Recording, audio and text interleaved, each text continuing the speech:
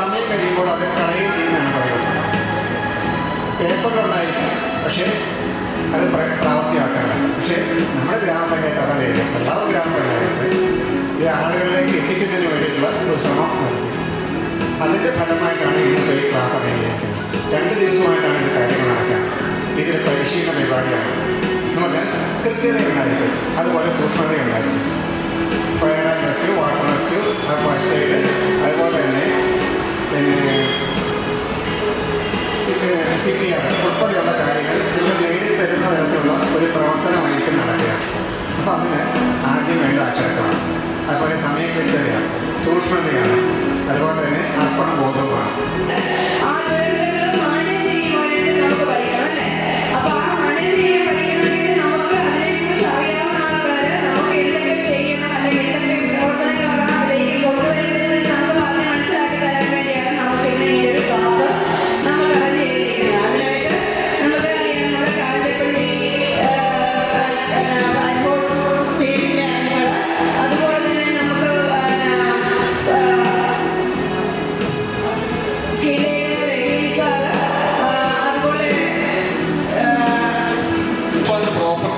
സംരക്ഷണം കൊടുക്കുക എന്നുള്ളതാണ് എല്ലാ നിയമങ്ങളിലെയും. ഇന്ത്യൻ ആർട്ടിക്കൽ 21 അനുസരിച്ചും അങ്ങനെ തന്നെയാണ് പറയുക. അപ്പോൾ ആ ലൈഫ് ആൻഡ് പ്രോപ്പർട്ടിക്ക് സംരക്ഷണം കൊടുക്കാനാണ് എല്ലാ നിയമങ്ങളും ചട്ടങ്ങളും ആത്യന്തികമായി പറഞ്ഞത്. അപ്പോൾ അതിനുള്ള കാര്യങ്ങളും ഇപ്പോൾ തന്നെയല്ല, ഈ പരിപാടിയിൽ പൊതുവിൽ LDP മെത്തേഡ്, ആർമി മോഡൽ എന്ന് പറഞ്ഞു കഴിഞ്ഞാൽ 2 മിനിറ്റ് ചെറിയ ലെക്ചർ ഉണ്ടാവും, 5 മിനിറ്റ് അതിൻ്റെ ഡെമോൺസ്ട്രേഷൻ കാണും, 50 മിനിറ്റ് പ്രാക്ടീസ് ഉണ്ടാവും.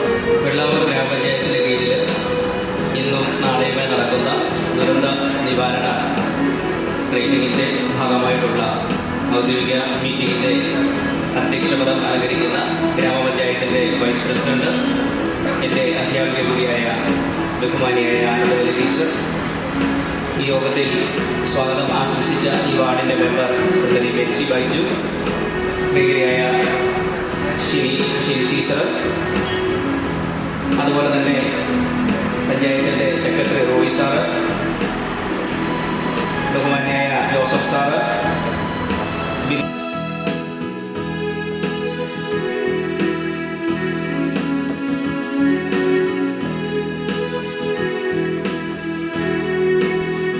അറിവില്ലായ്മ നമ്മൾക്ക് ഏവർക്കുമുണ്ട്. ഏതെങ്കിലും ഒരു ദുരിതത്തിൽ അകപ്പെടുമ്പോൾ അതിനെങ്ങനെ എങ്ങനെ തരണം ചെയ്യണം എന്നുള്ളത് മനസ്സിലാക്കുകയും അതിനനുസരിച്ച് നമ്മൾ ഓരോരുത്തരും മാറുകയും ചെയ്യും. നമ്മളിപ്പോൾ എപ്പോഴും കാണാറുള്ളതാണ് ഫയർ ആൻഡ് റെസ്ക്യൂ.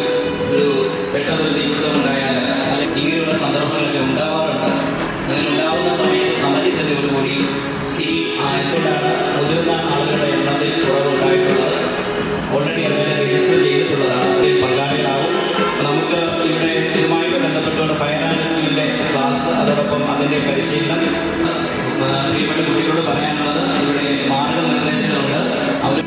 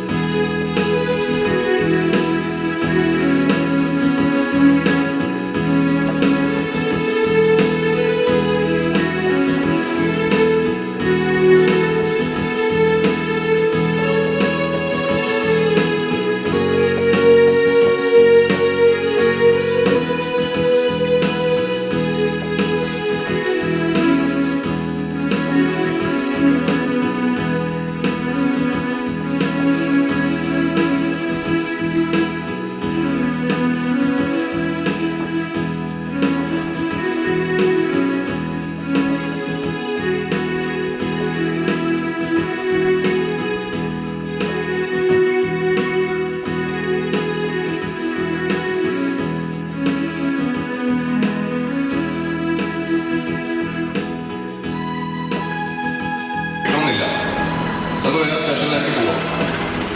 ഓക്കെ, അപ്പോൾ അങ്ങനെ സംഭവിക്കുന്ന സമയത്ത് നമുക്കവിടെ നിങ്ങൾ അപകടം കണ്ടോ? ഇപ്പോൾ ഒരാളിപ്പോൾ കിണറ്റിൽ വീഴുക, അല്ലെങ്കിൽ ഇപ്പോൾ ഒരു വെള്ളക്കെട്ടിലോ, അല്ലെങ്കിൽ ഇപ്പോൾ ഒരു കെട്ടിൽ കത്തിക്കൊണ്ടിരിക്കുക. അപ്പോൾ നിങ്ങളങ്ങനെ വിളിച്ചു, പെട്ടെന്ന് നിങ്ങൾക്ക് വിളിക്കാം, 101 വിളിക്കാം. പക്ഷെ നിങ്ങൾക്ക് കുറച്ചും കൂടി അടുത്തിതാണ് നിങ്ങളുടെ സ്റ്റേഷൻ്റെ, അതായത് ഇവിടേക്ക് പെട്ടെന്ന് എത്തിപ്പെടാൻ പറ്റുന്നതിൽ കാഞ്ഞിരപ്പള്ളി ഫയർ സ്റ്റേഷനിലെയാണ്. അവിടെ നിന്നൊക്കെയാണെന്ന് പറഞ്ഞു കഴിഞ്ഞാൽ നിങ്ങൾ എന്ത് ചെയ്യണം? നിങ്ങൾ നിങ്ങളുടെ വീടിനടുത്തുള്ള, അല്ലെങ്കിൽ നിങ്ങൾ താമസിക്കുന്ന സ്ഥലമുണ്ടല്ലോ, നിങ്ങൾ താമസിക്കുന്ന സ്ഥലത്തിനടുത്തുള്ള എമർജൻസി ആയിട്ട് നിങ്ങൾക്ക് എന്തെങ്കിലും അപകടമോ അല്ലെങ്കിൽ എന്തെങ്കിലും ഇപ്പോൾ ആംബുലൻസ് ആണെങ്കിലും ഫയർഫോഴ്സിൻ്റെ ആണെങ്കിലും പോലീസിനാണെങ്കിലും നിങ്ങൾക്ക് എമർജൻസി ആയിട്ട് പെട്ടെന്ന് കോൺടാക്ട് ചെയ്യാൻ പറ്റുന്ന നമ്പറുകൾ ആരെങ്കിലും വേണം, നമ്മളെല്ലാവരുടെ കയ്യിലും വേണം. കാരണം നമ്മളിപ്പോൾ ഫയർഫോഴ്സിന് തന്നെ ഇപ്പോൾ നമുക്ക് കോൾ വരാറുണ്ട്, പക്ഷേ ഇപ്പോൾ ഒരു ആരെങ്കിലും വെള്ളത്തിൽപ്പെടുക കാര്യങ്ങളായിരിക്കും. പക്ഷെ നമ്മൾ അറിയുന്നത് കുറേ കഴിഞ്ഞിട്ടായിരിക്കും, കുറേ നേരം കഴിഞ്ഞിട്ടായിരിക്കും നമുക്ക് കോൾ വരിക. പക്ഷെ അത്ര നേരം ആൾക്ക് വെള്ളത്തിൽ കിടക്കാൻ പറ്റുമോ? ഇല്ല. മനുഷ്യന്മാരെന്ന് പറയുന്ന സമയത്ത് എന്താ പറയുക, വളരെ ചുരുക്കം നേരം, ഒരു മിനിറ്റ്. എ എന്ന് വെച്ചാൽ എന്താണ്? എയിം. എങ്ങോട്ട് എയിം ചെയ്യണം? അതാണ് അടുത്ത ചോദ്യം. എങ്ങോട്ട് എയിം ചെയ്യണം? എങ്ങോട്ട്? ഫയർ, ഇപ്പോൾ ഒരു തീ കത്തുകയാണ്. അപ്പോൾ കത്തുമ്പോൾ എവിടെയാണ് നമ്മൾ എയിം ചെയ്യേണ്ടത്? ഫയറിന്റെ സീറ്റ് ഓഫ് ഫയർ എന്ന് പറയും. അതായത് തീ കത്തുന്നത് എവിടെയാണോ, തുടക്കം എവിടെയാണോ അവിടെയാണ് നമ്മൾ നടക്കുക. അല്ല തീയുടെ നാളത്തിന്റെ മുകളിലല്ല നമ്മൾ എന്ത് ചെയ്യേണ്ടത്? എയിം ചെയ്യേണ്ടത്. എയിം ചെയ്യേണ്ടത് എവിടെയാണ്? കത്തി തുടങ്ങുന്ന എവിടെയാണോ ആ ഭാഗത്ത് എന്ത് ചെയ്യുക? എയിം ചെയ്യുക. ഓക്കെ. അടുത്തത് എസ്. എസ് എന്ന് പറയുമ്പോൾ എന്താണ്? എസ് എന്ന് പറയുമ്പോൾ എന്താണ്? ക്യൂസ്. അതായത് ഇത് എന്ത് ചെയ്യുക?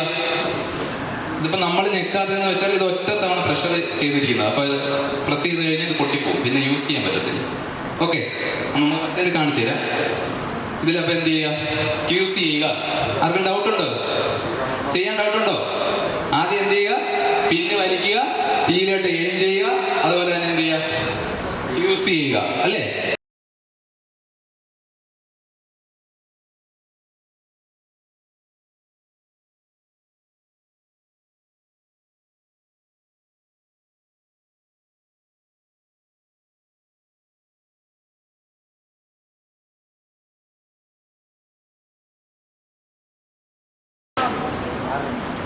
അതായത് വലത് കൈയിൽ മുകളിൽ എൽബോയിലായിട്ട് ഇടത് കൈ വെച്ചു, രണ്ടുപേരും